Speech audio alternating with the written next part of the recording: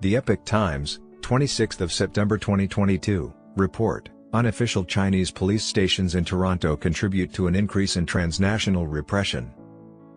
According to a recent investigative report, Chinese police have opened 3 unauthorized international service stations in Toronto as part of a scheme that already has over 50 similar offices in dozens of nations.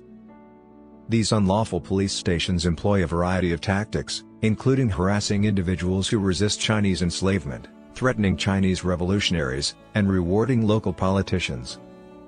According to the report, these operations eschew official bilateral police and judicial cooperation and demonstrate the Chinese Communist Party's (CCP) alarming increase in transnational repression and long-arm policing, noting that the stations reportedly target not only dissidents but also criminals and corrupt officials. People who have publicly expressed their opposition to the CCP experience harassing phone calls with Chinese voicemails, visits by CCP-controlled Chinese people, and targeted attacks inside establishments that employ Chinese nationals.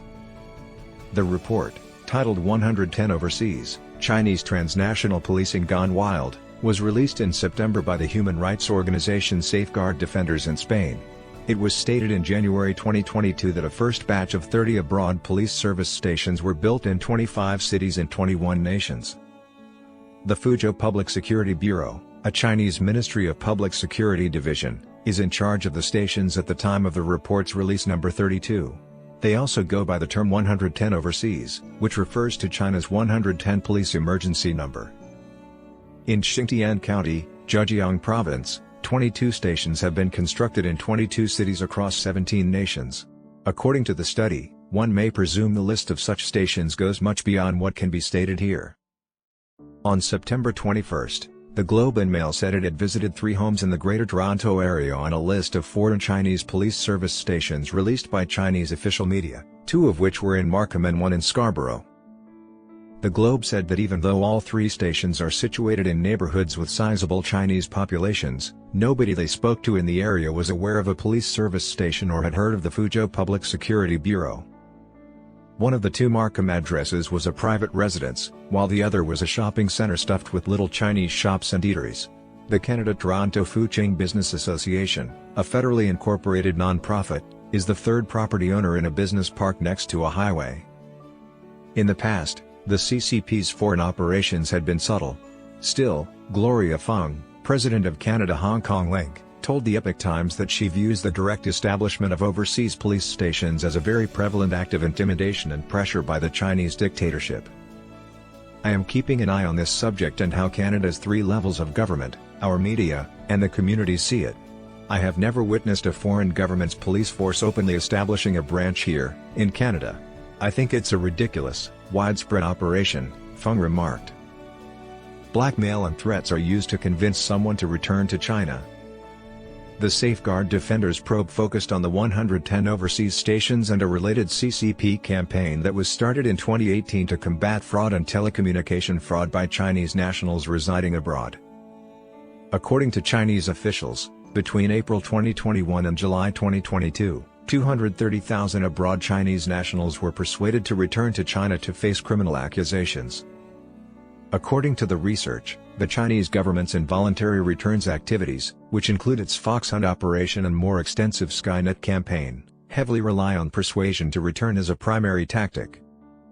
The method involves either directly approaching the target through online means or the deployment of, often undercover, agents and proxies abroad to threaten and harass the target into returning voluntarily, according to the report, or tracking down of the target's family in China to pressure them through means of intimidation, harassment, detention or imprisonment into persuading their family members to return voluntarily.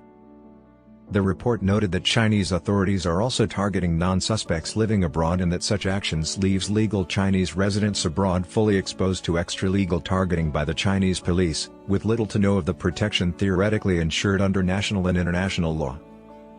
China consistently infringes upon fundamental rights and all forms of due process in conducting business as usual. 9 countries with focus on the Chinese Communist Party.